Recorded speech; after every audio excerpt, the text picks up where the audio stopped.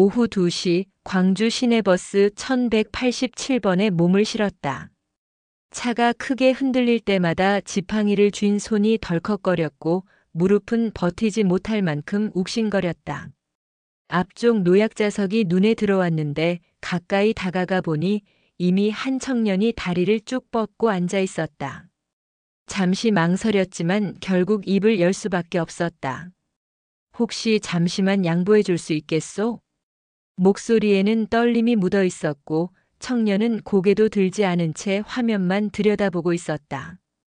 버스 안 공기는 묘하게 무거웠다. 나는 청년의 대답을 기다렸지만 여전히 반응이 없었다. 주변 사람들은 휴대폰에만 시선을 묻고 있었고 누군가는 창밖만 바라보고 있었다. 차가 덜컹거릴 때마다 내 몸은 크게 흔들렸지만 그 누구도 눈길조차 주지 않았다. 그 순간 객실 끝자리에 앉아있던 한 노인이 조용히 고개를 들더니 이어폰을 빼내며 나를 바라보았다. 청년은 여전히 무심했고 나는 손잡이를 붙잡은 채 버티고 있었다. 무릎은 점점 저려오고 숨은 거칠어졌다. 그때였다. 뒤쪽에서 차분하지만 단단한 목소리가 들려왔다. 여긴 단순히 자리가 아니라 존중의 문제 아닙니까? 버스 안의 정적이 순간 흔들렸다. 사람들의 시선이 그제야 이쪽으로 쏠렸고 청년은 불편한 듯 몸을 일으켰다. 나는 가까스로 자리에 앉으며 낯선 노인에게 작게 고개를 숙였다. 나는 마음속으로 되뇌었다. 버스가 출발하자마자 특유의 진동이 온몸으로 전해졌다. 나는 손잡이를 꼭 붙잡고 중심을 잡으려 했지만 무릎은 오래 버티지 못하고 곧바로 신호를 보내왔다. 젊었을 때 다친 다리는 수십 년이 흘렀어도 여전히 날카로운 통증을 남겼다. 잠시만 더 서 있어도 다리가 휘청거릴 것 같았고 식은땀이 목덜미를 타고 흘렀다. 앞쪽에 노약자석 4자리가 보였다. 마치 오아시스처럼 반짝였지만 가까이 다가가 보니 이미 한 청년이 넓게 다리를 벌리고 앉아 있었다. 귀에는 이어폰이 꽂혀 있었고 손에는 번쩍거리는 스마트폰이 들려 있었다. 세상은 오직 그 작은 화면 안에만 존재하는 듯 그는 나를 쳐다보지도 않았다. 나는 몇 번이나 입술을 달싹거리다 겨우 목소리를 냈다. 저기 청년. 혹시 자리 좀 양보해 줄 수 있겠소? 하지만 그는 고개를 들지 않았다. 단지 한쪽 입꼬리만 올려다본 뒤 다시 휴대폰으로 눈을 돌렸다. 마치 못 들은 척하는 듯한 태도였다. 그 순간 버스가 급정거하며 몸이 앞으로 쏠렸다. 손잡이를 붙잡은 팔이 덜컥 흔들렸고 무릎은 비명을 지르는 듯 아파왔다. 나는 가까스로 몸을 붙잡았지만 심장은 쿵쾅거리며 빨라졌다. 승객들의 반응을 기대했지만 아무도 고개를 들지 않았다. 모두 이어폰에 귀를 막은 채 휴대폰 화면에만 몰두해 있었다. 누군가는 억지로 창밖을 바라보며 모른 척했고 누군가는 일부러 고개를 푹 숙인 채 눈을 감아버렸다. 마치 이 자리에 나 혼자만 존재하지 않는 것처럼 공기만 흘러가고 있었다. 이럴 거면 차라리 참아버리는 게 낫지 않을까? 괜히 더 눈길을 끌어봤자 나만 초라해질 텐데. 하지만 무릎은 이미 감당할 수 없을 만큼 저려왔고 허리까지 힘이 풀리려 하고 있었다. 나는 다시 한번 청년을 향해 조심스럽게 말했다. 노약자석은 몸이 불편한 사람들을 위한 자리 아닌가. 나 같은 사람에게 한 번쯤 양보해 줄 순 없겠나. 이번에도 그는 대답하지 않았다. 대신 코웃음을 흘리며 다리를 더 크게 벌렸다. 그 순간 얼굴이 화끈 달아올랐다. 서 있는 내 모습이 모두에게 조롱거리가 된 것만 같았다. 주변 사람들은 여전히 아무런 반응이 없었다. 마치 버스 안에 보이지 않는 벽이 세워져 나와 청년 사이에 누구도 끼어들지 못하는 것처럼 보였다. 그 침묵 속에서 나는 더 작아지는 기분이 들었다. 창밖으로는 신호등 불빛이 번쩍이며 스쳐갔고 바쁘게 걷는 사람들의 모습이 보였다. 그 평범한 일상이 유리창 너머로 아득하게 느껴졌다. 마치 내가 이 버스 안에만 갇혀 있는 사람처럼 세상과 단절된 기분이었다. 손에 힘을 주었지만 지팡이가 덜컥 흔들렸다. 무릎은 이미 한계에 다다라 있었다. 내가 주저앉을지도 모른다는 두려움이 밀려왔고 입술은 바짝 말라붙었다. 그때였다. 버스 뒤쪽에서 묘하게 단단한 목소리가 울려왔다. 크지도 않았지만 누구도 쉽게 흉내낼 수 없는 힘이 담긴 목소리였다. 젊은이, 여긴 노약자석이야. 그 이유를 한번 생각해보지 않겠나? 나는 순간 고개를 돌렸다. 객실 끝자리에 앉아있던 한 노인이 천천히 자리에서 일어나고 있었다. 허리는 곧게 펴져 있었고 발걸음에는 흔들림이 없었다. 그 눈빛은 놀라울 만큼 맑고 한마디 한마디는 마치 오래 준비한 대사처럼 단호했다. 버스 안 공기가 바뀌었다. 아무도 말은 하지 않았지만 모든 시선이 그 노인에게 쏠리고 있었다. 나는 손잡이를 붙잡은 채 숨을 고르며 그 낯선 사람의 목소리에 귀를 기울였다. 낯선 노인의 목소리가 울리자 버스 안이 순간 고요해졌다. 사람들이 무심한 듯 휴대폰을 들여다보던 시선을 멈추고 조심스레 이쪽을 바라보았다. 청년은 처음엔 못 들은 척 고개를 숙였지만 결국 귀찮다는 듯 눈을 치켜떴다. 제가 먼저 앉았는데요. 무슨 문제라도 있습니까? 투박하고 거친 목소리였다. 입술에는 비웃음이 번졌고 그의 태도는 여전히 거만했다. 노인은 한 발 앞으로 다가갔다. 허리는 굽지 않았고 그 발걸음은 마치 제자리를 지키듯 묵직했다. 내 말이 틀린 건 아니지. 먼저 앉은 사람이 주인이 될 수는 있겠지. 하지만 말일 세 자리에는 의미가 있단다. 여기는 나이 많거나 몸이 불편한 사람들이 앉으라고 마련된 곳이야. 그 말은 꾸짖음 같으면서도 이상하게 따뜻했다. 싸우자는 말투가 아니었고 차분하게 설명하듯 이어졌다. 버스 안을 가득 채우던 묘한 긴장감이 그의 목소리에 조금씩 흔들리기 시작했다. 청년은 눈살을 찌푸리며 대꾸했다. 저도 피곤합니다. 하루 종일 서서 일하다 이제 겨우 앉은 건데 왜 제가 무조건 비켜줘야 합니까? 그의 말에는 억울함도 섞여 있었지만 목소리 끝은 점점 낮아졌다. 마치 자신도 이 상황에서 완전히 당당하진 않다는 걸 스스로 아는 듯 했다. 주변 승객들이 슬그머니 고개를 들었다. 앞줄에 앉아있던 아주머니는 잠시 눈을 마주친 뒤 작게 한숨을 내쉬었고 뒷자리에 있던 학생은 이어폰을 빼고 상황을 지켜보았다. 아무도 직접 나서지는 않았지만 공기는 이미 청년에게 불리하게 흘러가고 있었다. 노인은 한 걸음 더 다가가 목소리를 낮췄다. 자네도 언젠가 나이가 들 거야. 그땐 지금의 불편함이 남의 이야기가 아니게 되지. 오늘 이 자리에서 양보하는 게 단순히 의자 하나를 내주는 게 아니라 누군가의 하루를 지켜주는 걸세. 그 말에 내 가슴이 덜컥 내려앉았다. 누구도 이렇게 직접적인 말을 해준 적이 없었다. 몸이 불편한 내 처지를 감싸 안는 듯한 그의 말은 청년에게 향한 것이었지만 내 마음을 먼저 울리고 있었다. 청년은 주위를 둘러보았다. 모든 시선이 자신을 향해 있다는 걸 눈치챘는지 이내 얼굴을 붉혔다. 억지로 자리에서 일어나며 툭 내뱉었다. 됐습니다. 앉으시죠. 말투에는 여전히 성난 기색이 묻어 있었지만 결국 몸은 물러섰다. 나는 지팡이에 몸을 의지한 채 천천히 의자에 앉았다. 앉는 순간 마치 무너질 듯 흔들리던 몸이 간신히 버텨낸 긴장이 풀려나갔다. 딱딱한 버스 의자가 그토록 편안하게 느껴진 건 오랜만이었다. 옆에 서 있던 노인이 나를 향해 고개를 끄덕였다. 조금은 나아지셨습니까? 나는 눈시울이 뜨거워지며 겨우 한마디를 내뱉었다. 정말 감사합니다. 버스는 다시 움직였고 객실 안은 전과는 다른 정적에 잠겼다. 이번엔 불편한 침묵이 아니었다. 어쩐지 경외감 어린 공기였다.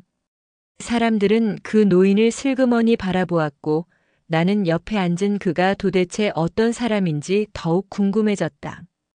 버스가 몇 정거장을 더 달린 뒤 멈춰섰다. 내릴 준비를 하며 자리에서 일어나자 옆에 앉아있던 낯선 노인도 함께 몸을 일으켰다. 우연일까 그도 같은 정류장에서 내리는 모양이었다. 버스 문이 열리자 사람들은 서둘러 쏟아져 나갔고 나는 지팡이에 몸을 의지해 천천히 발을 내디뎠다. 그 노인은 내 옆에서 발걸음을 맞추며 걸어 나왔다. 마치 오랜 동행처럼 자연스러웠다. 정류장 앞은 붐볐다. 택시를 잡으려는 손짓, 분주히 오가는 학생들, 노점상에서 흘러나오는 군밤 냄새까지 뒤섞여 있었다. 그 소란스러움 속에서도 우리 둘의 걸음은 느리고 차분했다.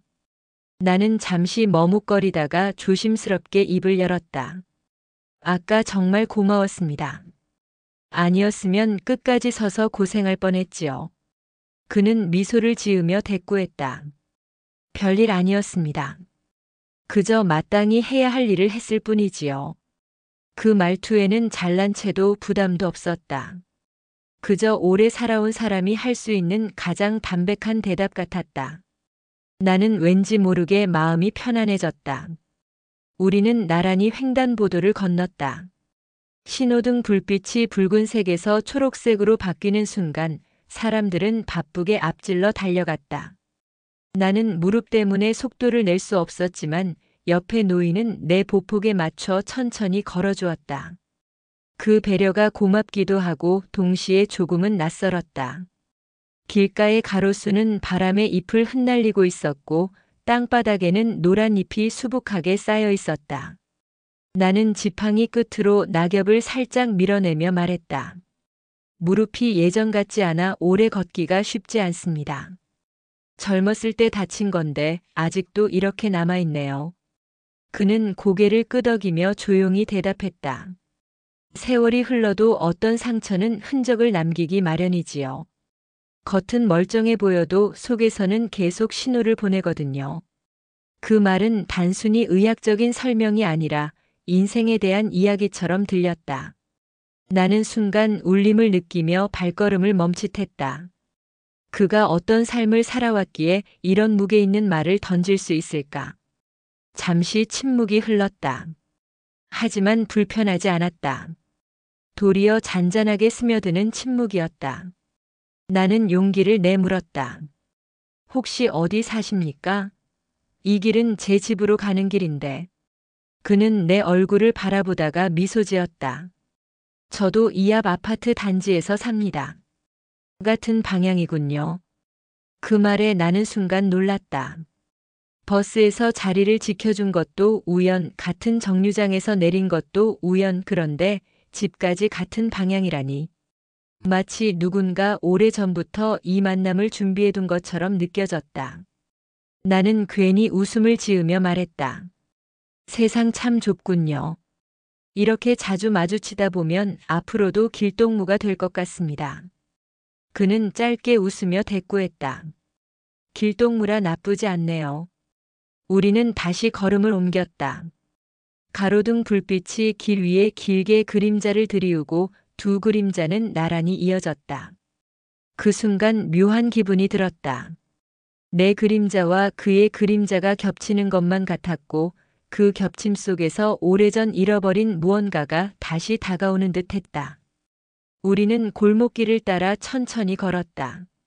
어느새 내 집 앞에 도착했고 담장 위로 늘어진 덩굴이 바람에 흔들렸다.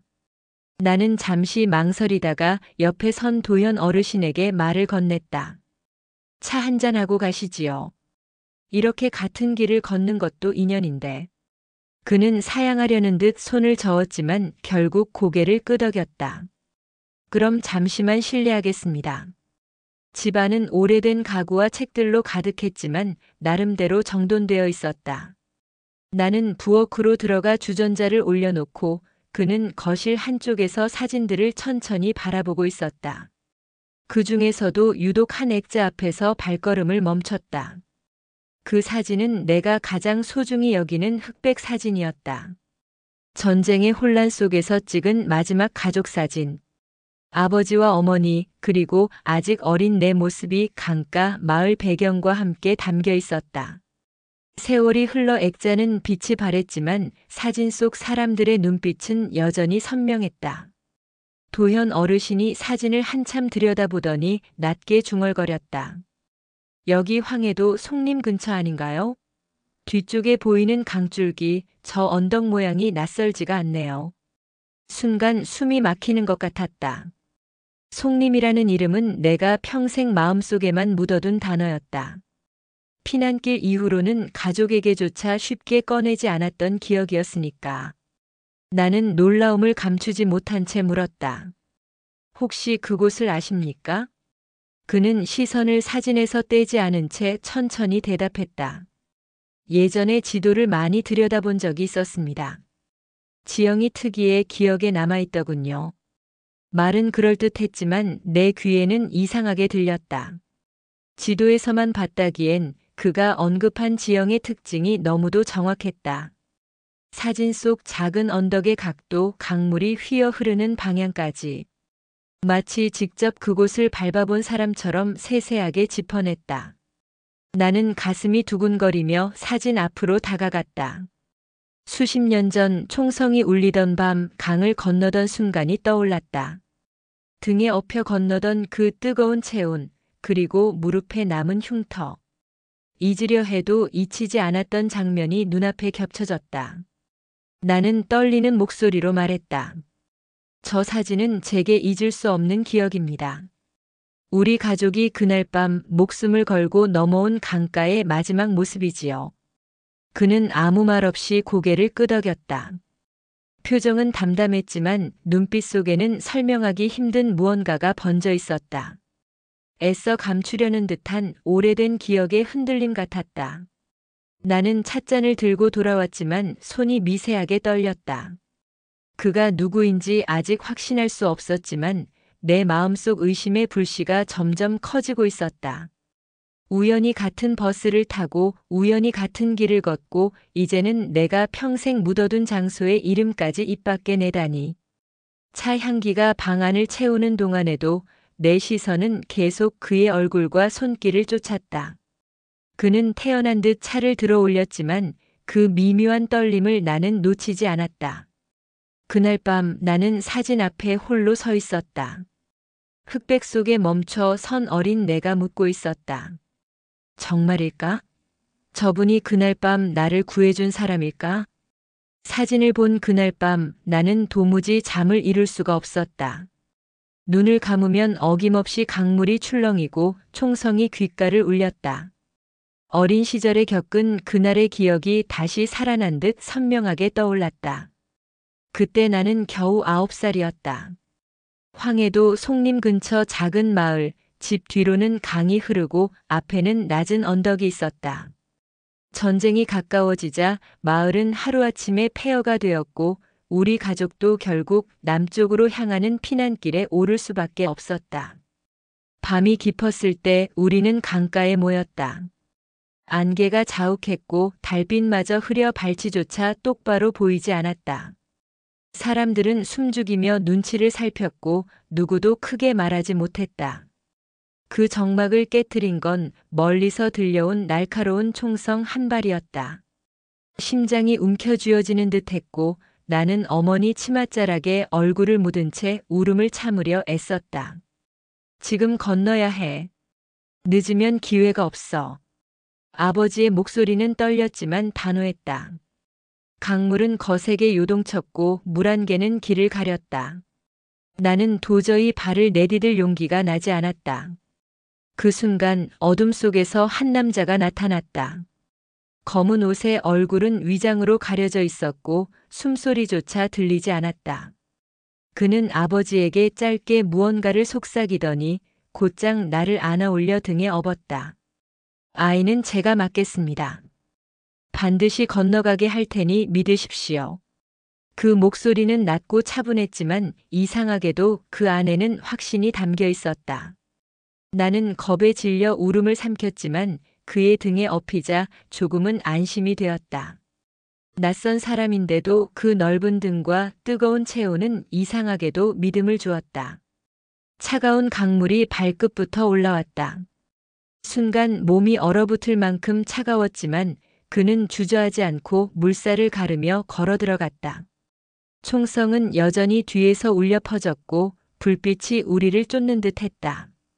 나는 두 눈을 꼭 감은 채 그의 목에 매달렸다. 조금만 참아. 다 왔다. 그의 숨은 거칠었지만 걸음은 흔들리지 않았다. 그러나 어느 순간 등에서 짧은 신음이 새어나왔다. 나는 어린 본능으로 알 수 있었다. 그가 어딘가 다쳤다는 것을. 강 한가운데쯤 도착했을 때였다.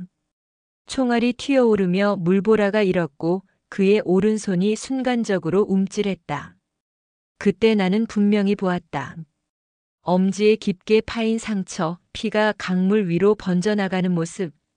그럼에도 그는 멈추지 않았다. 오히려 더 강하게 나를 붙잡고 힘을 다해 강을 건넜다. 결국 우리는 남쪽 강둑에 도착했고 그는 거친 숨을 몰아쉬며 나를 내려놓았다. 괜찮다. 넌 안전하다. 그 짧은 말이 어린 내 귀에는 신의 약속처럼 들렸다. 부모님도 무사히 강을 건넜지만 그 순간 그는 어둠 속으로 사라졌다. 이름도 얼굴도 알 수 없었던 그 사람. 하지만 나와 우리 가족을 살린 그 순간만큼은 평생 잊히지 않았다. 세월이 흐르면서도 그 기억은 내 무릎의 흉터와 함께 남았다. 어린 시절의 공포, 등에 닿았던 뜨거운 체온, 그리고 엄지에 새겨진 깊은 상처. 나는 늘 다짐했다. 언젠가 그 사람을 다시 찾아 고맙다는 말을 전하리라고. 그러나 세상은 넓고 시간은 무심했다. 수십 년 동안 그 약속은 마음속에만 묻혀 있었다. 그런데 지금 내 앞에 앉아 있는 도현 어르신의 손에서 본 그 흉터가 모든 기억을 다시 일깨운 것이다. 심장이 빠르게 뛰었고 내 안에서 묻어둔 진실이 서서히 깨어나고 있었다. 며칠이 지나 다시 버스를 탔을 때 나는 이미 도현 어르신을 찾고 있었다. 이제는 우연이 아니라 당연히 그와 마주칠 것 같은 기분이 들었다. 예상대로 그는 뒷자리 창가에 앉아 있었고 우리는 눈이 마주치자 자연스럽게 인사를 나눴다. 버스에서 내린 후에도 우리는 같은 길을 걸었다. 이젠 대화도 조금씩 길어졌고 그는 가끔 내 지팡이에 맞춰 보폭을 조절해 주었다. 그 작은 배려가 왠지 모르게 낯설면서도 고마웠다. 그날도 집으로 들어와 차를 준비했다. 나는 주전자를 불 위에 올려두고 컵을 꺼내다가 실수로 하나를 떨어뜨렸다. 바닥에서 굴러간 컵을 도현 어르신이 재빨리 주워들었는데 그 순간 내 시선이 멈췄다. 그의 오른손 엄지. 거기엔 오래된 흉터가 깊게 새겨져 있었다. 굽은 선이 손가락 마디를 따라 흉하게 남아 있었고 주변 피부는 마치 총알에 스친 듯 거칠게 굳어 있었다. 나는 숨이 막히는 것 같았다. 강을 건너던 그날 밤 내 등에 느껴졌던 뜨거운 체온과 함께 마지막으로 보았던 장면이 떠올랐다. 물보라 속에서 피가 번지며 흔들리던 손, 엄지에 깊게 패인 상처. 바로 이 흉터였다. 나는 애써 목소리를 가다듬고 물었다. 손에 큰 상처가 있으시군요. 오래된 흉터 같아 보입니다. 그는 잠시 멈칫하더니 대수롭지 않다는 듯 웃어 보였다. 예전에 다친 겁니다. 뭐 젊었을 때 무모하게 살다 보니 생긴 흔적이지요. 하지만 나는 알 수 있었다. 그 대답이 너무 서툴렀다는 것을. 목소리에 묘한 떨림이 있었고 눈길은 내 시선을 피하듯 창밖을 향했다. 마치 오래 감춰온 비밀을 들킨 사람처럼 보였다. 방 안의 공기가 무겁게 가라앉았다. 나는 그 흉터에서 눈을 떼지 못했고 가슴은 빠르게 뛰었다. 수십 년 동안 찾던 단서가 내 눈앞에 있었지만 섣불리 확인할 용기가 나지 않았다. 혹시 내가 착각이라면 괜히 서로에게 상처를 남기게 될 수도 있었으니까. 도현 어르신은 갑자기 화제를 돌렸다. 오늘은 비가 참 많이 오네요. 이런 날씨면 괜히 옛 생각이 나곤 합니다. 나는 억지로 미소를 지으며 맞장구 쳤지만 마음속 의심은 이미 확신으로 굳어져 가고 있었다. 그의 손에 남은 흉터, 내가 평생 기억 속에 묻어둔 그 흔적과 똑같았으니까. 그날 밤 잠들기 전 나는 서랍 속 낡은 노트를 꺼냈다. 거기엔 어린 시절 피난길에서 본 장면을 또박또박 적어둔 기록이 있었다. 강을 건너던 낯선 사람, 오른손 엄지의 깊은 상처. 나는 그 문장을 손끝으로 따라 읽으며 오랫동안 가만히 앉아 있었다. 심장이 두근거렸고 눈앞에 선명히 떠오르는 진실 앞에서 나는 더 이상 눈을 돌릴 수 없었다. 도현 어르신이 바로 그날 밤 우리 가족을 구해준 사람일지도 모른다는 생각이 나를 사로잡았다. 그리고 그 의심은 이제 거의 확신이 되어가고 있었다. 그날 이후 나는 도현 어르신의 손을 볼 때마다 가슴이 덜컥 내려앉았다. 흉터는 너무도 선명했고 내 기억 속 모습과 하나도 다르지 않았다. 하지만 정작 본인은 그 얘기를 깊이 하지 않으려 했다. 오히려 누가 물어볼까봐 미리 화제를 바꾸는 듯 보였다. 버스 안에서도 마찬가지였다. 가끔 젊은 승객들이 시비를 걸 듯 노약자석에 앉으면 그는 잠깐 눈길을 주곤 했다. 그러면 신기하게도 그 시선만으로도 분위기가 바뀌었다.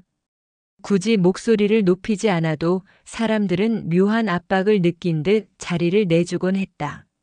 나는 그 모습을 옆에서 지켜보며 생각했다. 보통 사람은 아니야. 그냥 동네 어르신이 아니라 분명 뭔가 숨겨진 과거가 있구나. 하루는 버스에서 내려 단지 앞 공원을 함께 걸었다. 낙엽이 바람에 흩날리며 발밑에 수북이 쌓였다.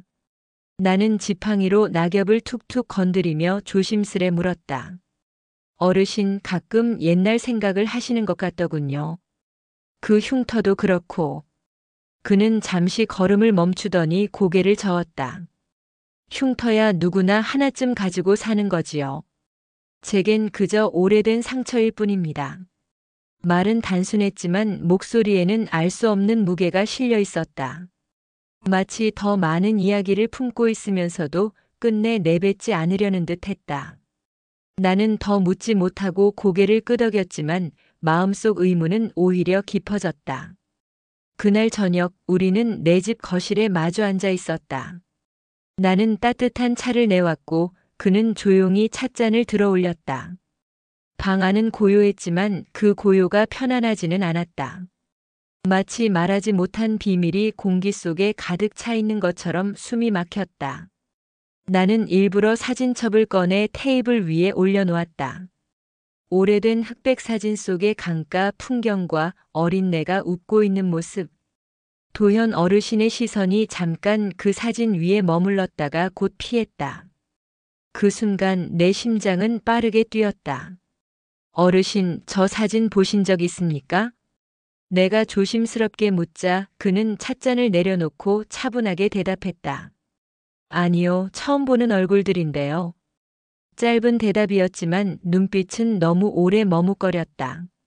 나는 그 눈빛에서 거짓을 느꼈고 그의 침묵 속에 무겁게 눌린 시간을 보았다. 우리는 더 이상 말을 잇지 않았다. 방 안에는 시계 초침 소리만 또각또각 울려 퍼졌다. 그 소리가 오히려 더 크게 들릴 정도로 침묵이 길어졌다. 나는 찻잔을 내려놓고 창밖을 바라보았다. 빗방울이 유리창을 타고 흘러내렸고 가로등 불빛이 희미하게 번졌다. 그 모습이 마치 내 마음속 불안과 의문을 그대로 비추는 것 같았다. 그 침묵의 무게는 버티기 어려울 만큼 무거웠다. 그러나 동시에 언젠가 반드시 진실이 드러날 것이라는 확신도 내 안에 자리 잡았다. 그는 지금껏 숨겨온 이야기를 끝내 말하지 않을 수 없을 것이다. 며칠 뒤 다시 도현 어르신을 집으로 초대했다. 차를 끓이며 나는 이번만큼은 그의 과거에 대해 조금 더 알아내리라 마음먹고 있었다. 괜히 호기심이 아니라 내 인생과 얽힌 오래된 미스터리를 풀어야 한다는 의무감 같은 것이었다. 우리는 소파에 나란히 앉아 있었다. 나는 일부러 서랍을 열어 낡은 봉투 하나를 꺼냈다. 그 안에는 오래전 아버지가 남겨둔 메모와 군번줄 하나가 들어 있었다. 메모에는 단 한 줄이 적혀 있었다. 우리를 살린 이는 오른손 엄지에 흉터를 가진 군인. 나는 그 문장을 수도 없이 읽어왔지만 지금 이 순간만큼은 가슴이 요동쳤다. 나는 군번줄을 손바닥 위에 올려놓고 말했다. 아버지가 돌아가시기 전에 제게 남겨주신 겁니다. 이걸 가진 분을 꼭 찾으라고 하셨죠. 도현 어르신의 눈빛이 순간 흔들렸다. 그는 애써 미소를 지으며 군번줄을 바라봤지만 시선은 길게 머물렀다. 그 미묘한 반응을 나는 놓치지 않았다. 어르신은 이런 걸 본 적 있으십니까? 내가 조심스레 묻자 그는 잠시 말을 잇지 못했다. 그리고는 천천히 찻잔을 들며 대답했다. 전쟁 때 비슷한 물건이 많았지요. 꼭 특별한 건 아니었을 겁니다. 말은 담담했지만 손끝은 미세하게 떨리고 있었다. 나는 속으로 확신을 굳혀갔다. 이분이 아니고서야 저런 반응이 나올 리 없었다. 그날 밤 잠들기 전 나는 오래된 상처를 어루만졌다. 무릎에 남은 흉터는 여전히 매일 나를 아프게 했지만 동시에 진실을 찾으려는 힘을 주었다. 그리고 다시 한번 아버지의 목소리가 귓가에 맴돌았다. 그 사람을 꼭 찾아 은혜를 잊지 말거라. 다음 날 나는 도현 어르신과 함께 버스를 타고 가던 중 앞 좌석에 앉은 사람이 들고 있던 신문을 우연히 보게 되었다. 굵은 제목이 눈에 들어왔다. 북파 공작원 명예회복법안 국회 본회의 통과. 순간 도현 어르신의 표정이 변했다. 아무 말 없이 창밖을 바라보았지만 나는 그의 얼굴에서 미묘한 떨림을 보았다. 마치 오래 묻어둔 과거가 문득 끌려 나오는 듯한 기색이었다. 나는 조심스럽게 말을 꺼냈다. 저 기사를 보니 예전에 저희 가족을 구해준 군인 이야기가 생각나네요. 아버지는 늘 말씀하셨습니다. 언젠가 꼭 그분을 찾아 은혜를 갚으라고. 그는 잠시 입술을 굳게 다물고 있었다. 차마 눈을 마주치지 못하는 듯 손가락으로 창틀을 톡톡 두드렸다. 그 침묵이 오히려 대답 같았다. 그날 이후 나는 더욱 확신하게 되었다. 내가 지금 곁에 두고 있는 이 사람, 바로 수십 년 전강을 건너던 그 밤, 우리를 살려준 군인일지도 모른다는 걸. 그리고 이제는 언젠가 반드시 그 사실을 입 밖으로 확인할 날이 다가오고 있다는 것도. 며칠 동안 나는 머릿속에서 끊임없이 조각들을 맞춰보고 있었다. 사진 속 풍경, 아버지가 남긴 메모, 군번줄, 그리고 도현 어르신의 오른손 흉터. 흩어져 있던 기억과 단서들이 하나의 그림으로 이어지고 있었다. 하지만 정작 그에게 직접 묻기에는 두려움이 컸다. 혹시 내가 잘못 짚은 거라면 괜히 그의 상처를 건드리는 셈이 될 테니까. 그러나 마음 한편에서는 자꾸만 속삭였다. 이제는 확인해야 할 때다. 평생 찾아온 진실을 놓칠 수는 없어. 그날 저녁 나는 일부러 예전 사진첩을 꺼내 테이블 위에 펼쳐두었다. 도현 어르신이 집에 오면 자연스럽게 볼 수 있도록 하기 위해서였다. 사진 속에는 우리가 피난길에 찍었던 모습, 그리고 남쪽에 정착한 후 찍은 가족 사진들이 가득했다. 그가 집에 들어서자 나는 일부러 대수롭지 않게 말했다. 예전 사진 좀 정리하다 보니 참 많은 세월이 흘렀구나 싶습니다. 그는 웃으며 앉았지만 사진첩을 보는 순간 표정이 굳어졌다. 특히 강가에서 찍은 마지막 사진을 오래 바라보다가 손끝이 아주 미세하게 떨렸다. 나는 그 모습을 놓치지 않고 지켜보았다. 아버지가 늘 말씀하셨죠. 그날 우리 가족을 구해준 군인이 있었기에 오늘의 우리가 있다고. 오른손 엄지에 흉터가 있는 분이라 그걸 평생 잊지 말라고 하셨습니다. 내 목소리는 조심스러웠지만 안에서는 심장이 요동쳤다. 그 순간 그의 눈빛이 흔들렸다.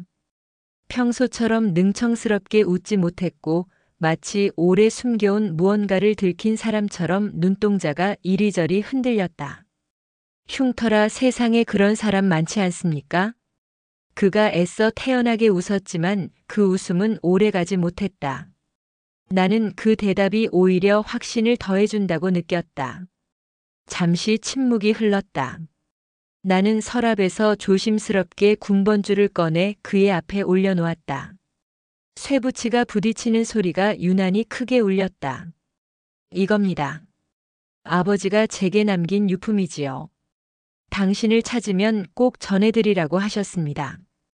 그는 군번줄을 보는 순간 손을 뻗으려다 멈췄다.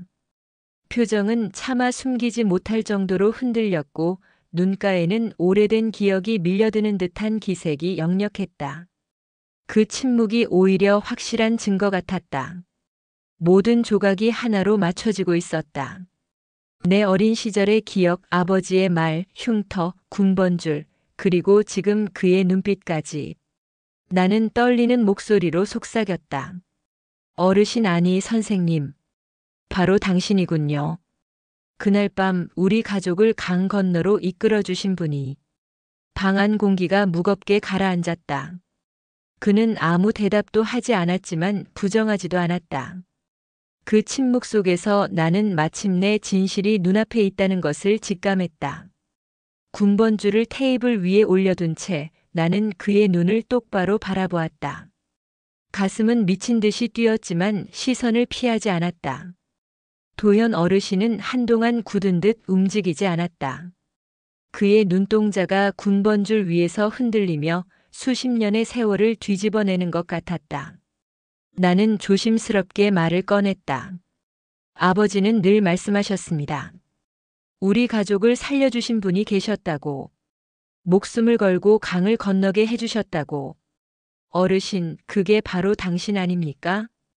그 순간 그의 손이 미세하게 떨렸다.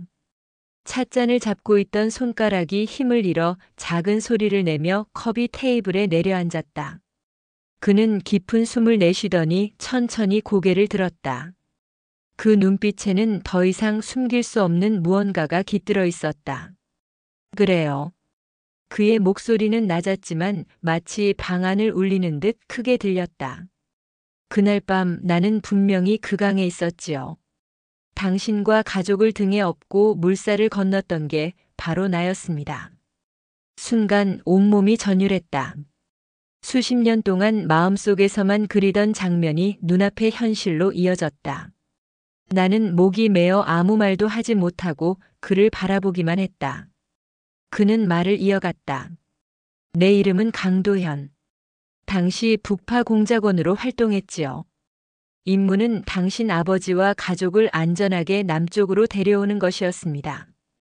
총탄이 빗발치던 그날 내 오른손이 관통되었고 그 흉터가 지금까지 남아 있습니다.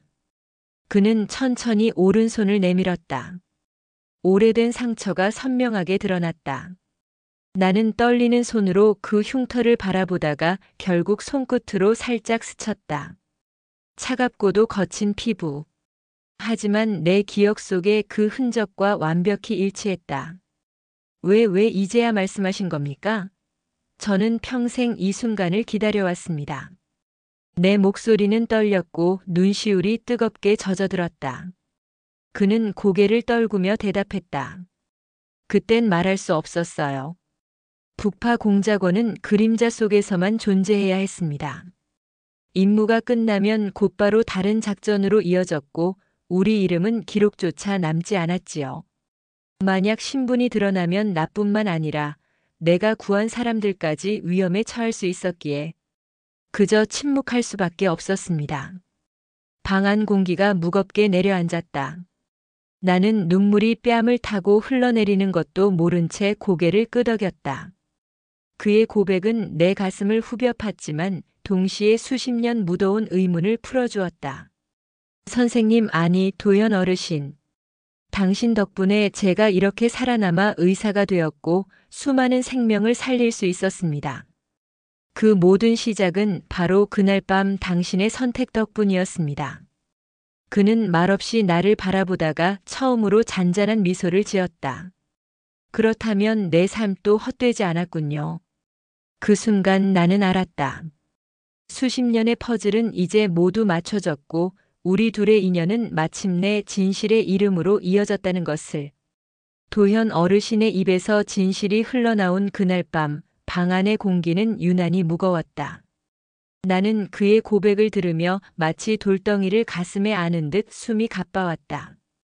그가 내 가족을 구한 은인이었음은 분명했지만 동시에 그가 짊어져온 세월의 그림자가 얼마나 깊은지도 느껴졌기 때문이다.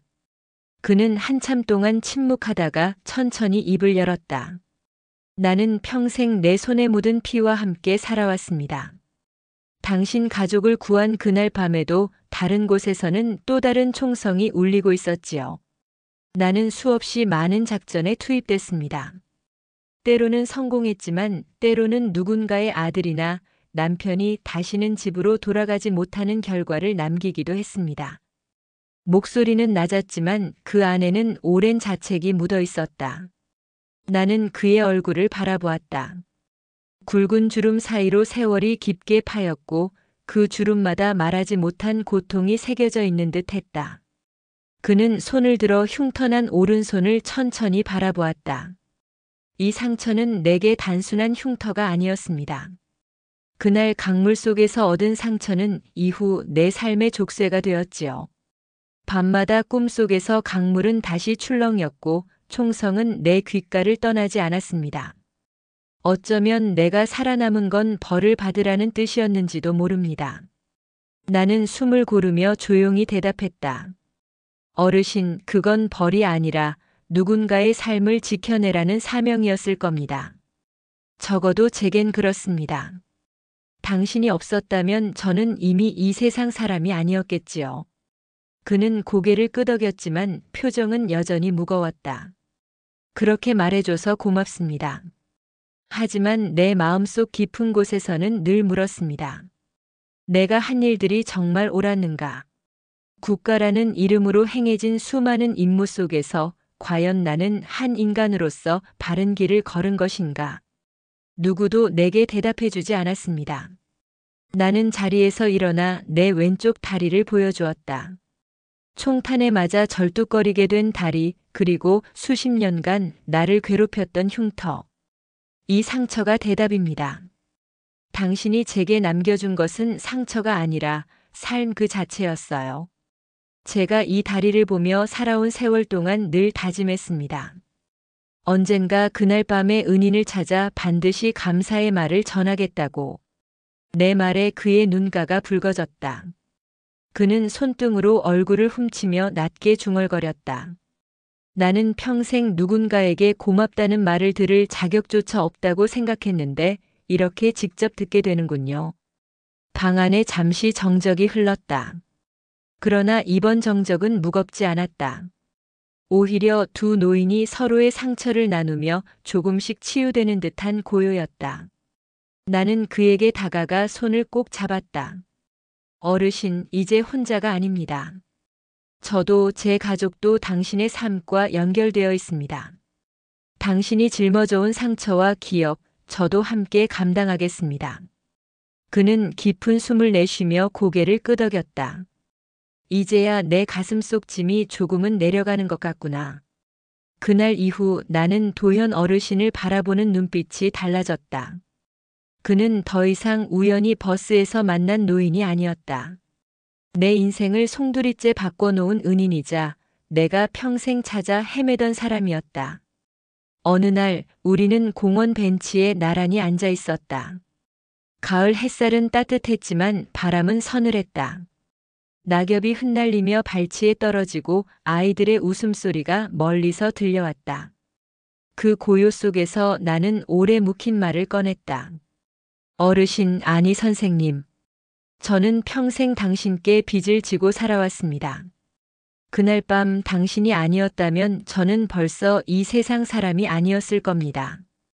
그는 고개를 저으며 담담히 대답했다. 그건 빚이 아니지요. 그저 내가 맡은 임무였을 뿐입니다. 그리고 덕분에 당신이 이렇게 살아남아 수많은 사람을 살린 것 아니겠습니까? 오히려 내가 고마워해야 할지도 모릅니다.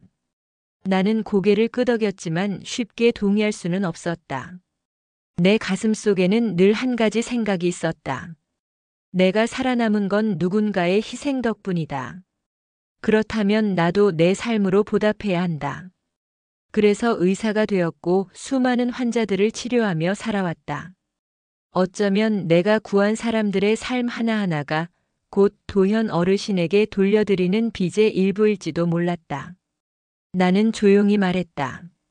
선생님께서 제게 주신 삶으로 저는 지금까지 수천 명의 생명을 살렸습니다. 그분들 또한 결국은 선생님이 살려주신 것과 다름없습니다. 그러니 제 삶 전체가 곧 당신께 진 빚입니다. 그의 눈이 흔들렸다. 그는 오랫동안 아무 말도 하지 못하다가 마침내 낮은 목소리로 속삭였다. 살아오면서 늘 의문이었습니다. 내가 목숨 걸고 했던 일들이 과연 의미가 있었을까? 그런데 지금 당신의 말을 들으니 내 희생이 헛되지 않았다는 걸 처음으로 알겠구나. 그 순간 내 눈가가 뜨거워졌다. 나는 그의 손을 조심스럽게 잡았다. 거칠고 차가운 손바닥이었지만 그 속에는 세월의 무게가 고스란히 담겨 있었다. 선생님, 저와 제 가족은 영원히 당신께 빚을 졌습니다. 그리고 제가 살아온 모든 날은 그 빚을 조금이라도 갚기 위한 길이었습니다. 앞으로 남은 날도 마찬가지일 겁니다. 그는 눈시울을 붉히며 나를 바라보았다. 이제야 알겠구나. 우리가 서로에게 빚진 게 아니라 사실은 서로의 삶을 이어준 거였어. 내가 당신을 살렸고 당신은 또 다른 수많은 생명을 살렸으니 결국 우리는 같은 길을 걸어온 셈이지. 그 말에 내 가슴은 벅차올랐다. 단순히 은혜를 갚는 관계가 아니라 서로의 삶이 이어져 있다는 사실이 우리를 더욱 단단히 묶어주었다. 그날 공원에서 우리는 오래도록 말없이 앉아 있었다. 노을이 서서히 번져가고 바람이 차가워졌지만 마음만큼은 따뜻했다. 두 사람의 침묵은 더 이상 무겁지 않았다. 그것은 서로의 삶을 인정하고 받아들이는 깊은 이해의 침묵이었다. 도현 어르신은 한동안 침묵하다가 마치 결심이라도 한 듯 입을 열었다. 목소리는 낮았지만 그 안에 담긴 무게는 방 안을 가득 채웠다. 그날 밤 당신 가족을 강 건너로 보낸 후 나는 혼자가 되었습니다. 총성이 끊이지 않았고 북쪽 병사들이 나를 뒤쫓아왔지요. 강물은 이미 피와 진흙으로 얼룩져 있었고 나는 그 속에서 기어이 몸을 숨겨야 했습니다. 나는 숨을 죽인 채 그의 말을 들었다. 그의 눈동자는 지금 이 자리에 있으면서도 이미 수십 년 전 그 강가로 되돌아간 듯 보였다. 숨을 고르기도 전에 총알이 날아왔습니다. 어깨를 스쳤고 가슴에도 파편이 박혔지요. 하지만 멈출 수 없었습니다. 내가 쓰러지면 당신 가족의 탈출도 무의미해지니까. 그는 떨리는 손으로 가슴 한가운데를 짚었다. 이곳에 남아있던 파편이 수십 년 동안 나를 괴롭혀왔습니다. 밤마다 그 총성이 귓가를 때렸고 흉터는 결코 아물지 않았습니다. 살아남았다는 사실이 기쁨이 아니라 때로는 벌처럼 느껴지기도 했습니다. 나는 그의 말을 들으며 목이 메었다. 그가 겪어온 고통은 단순한 상처가 아니라 평생을 짓누른 그림자였다. 그 그림자가 없었다면 나는 지금 이 자리에 없었을 것이다. 어르신, 그 모든 걸 혼자 감당해 오신 겁니까? 내가 겨우 물었을 때 그는 고개를 끄덕였다. 그 누구에게도 말할 수 없었어요. 임무는 비밀이었고 동료들조차 하나둘 돌아오지 못했습니다. 남은 자는 침묵할 수밖에 없었지요. 그래서 평생 내 삶은 다시 울리는 총성 속에 갇혀 있었습니다. 그의 고백은 칼날처럼 가슴을 파고들었다. 나는 눈시울이 뜨겁게 젖어들며 속으로 다짐했다. 이제 더는 그가 홀로 이 기억을 짊어지게 두지 않겠다고. 선생님, 이제는 혼자가 아닙니다. 그 총성은 더 이상 당신을 괴롭히는 벌이 아니라 저와 제 가족에게 삶을 준 시작이었습니다. 저는 매일 환자를 살리며 그 빚을 조금씩 갚아왔다고 믿습니다. 그의 눈빛이 순간 흔들리더니 마침내 조금은 부드럽게 풀렸다. 입술 끝에 미세한 미소가 번졌다. 그렇다면 내 고통에도 의미가 있었던 거군요. 나는 고개를 크게 끄덕였다. 의미가 아니라 사명입니다. 그날 밤의 총성은 제 삶을 시작하게 만든 신호였어요. 방 안의 공기는 여전히 무거웠지만 이제는 조금 다른 울림이 있었다. 그의 고백 속에서 나는 다시 울린 총성을 들었고 동시에 새로운 희망의 울림도 함께 들을 수 있었다. 도현 어르신의 고백을 들은 후 나는 며칠 동안 깊은 생각에 잠겨 있었다. 그가 평생 짊어져온 상처와 고통은 이루 말할 수 없었지만 그 덕분에 나는 살아남아 지금까지 수많은 생명을 구할 수 있었다.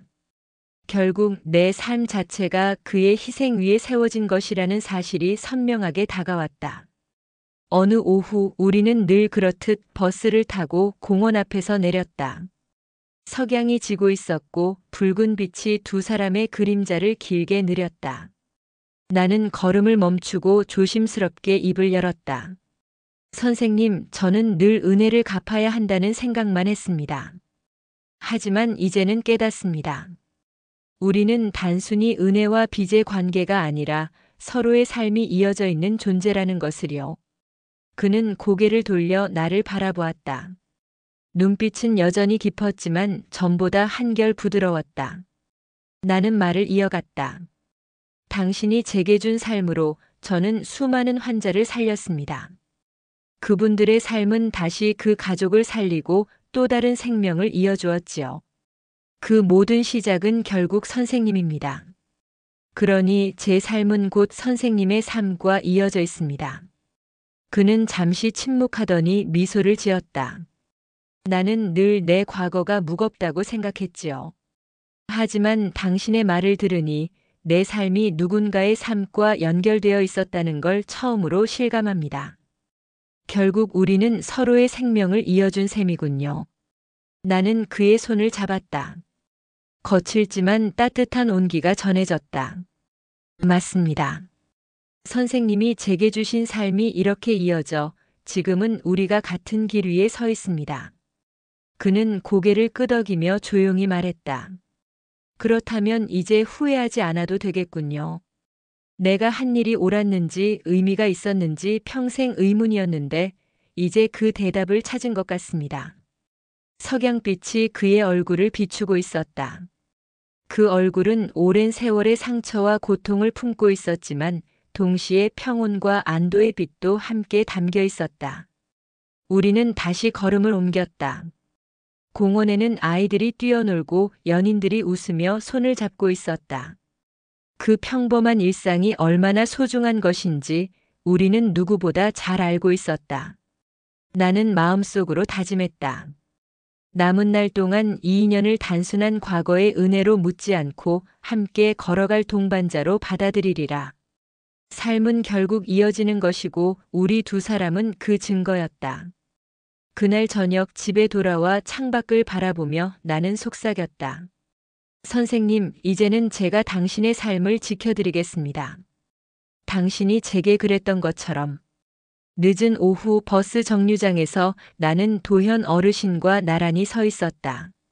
버스가 도착하자 안은 이미 사람들로 가득했지만 우리가 발을 들여놓는 순간 젊은 승객들이 일제히 일어났다. 할아버지들, 여기 앉으세요. 그들의 배려 속에서 우리는 창가 자리에 나란히 앉았다. 창밖으로는 붉은 노을이 도시를 물들이고 있었다. 나는 조용히 창가에 기대어 속삭였다. 선생님, 이제는 더 이상 과거의 상처가 우리를 묶지 않는 것 같습니다. 도현 어르신은 고개를 끄덕이며 미소를 지었다. 그래요. 지금은 그저 남은 길을 함께 걸으면 되는 거지요. 버스는 흔들리며 천천히 도로를 달렸다. 창밖의 석양은 서서히 어둠 속으로 스며들었지만 내 마음속에는 오히려 따뜻한 빛이 번지고 있었다. 우리는 서로의 삶을 이어주었고 그 인연은 이제 과거가 아니라 앞으로 남은 날들을 밝혀줄 불빛이 되었다.